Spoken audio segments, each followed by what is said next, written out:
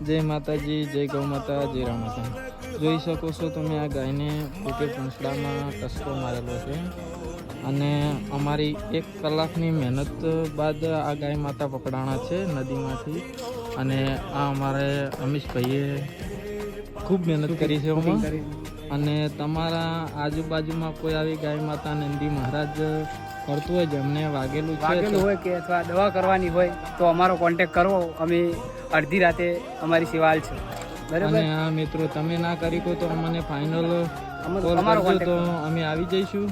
આ છે અમારી ટીમ, આ છે અમારે મુકેશભાઈ ડૉક્ટર જે અમારી સેવામાં ભાગ આલે છે. આ અમારે છે લાલુભાઈ જે પણ બહુ આટલું શરીર હોવા છતાં પણ નંદી મહારાજ કે ગાય માતાની પાછળ બહુ જલ્દી ભાગે છે.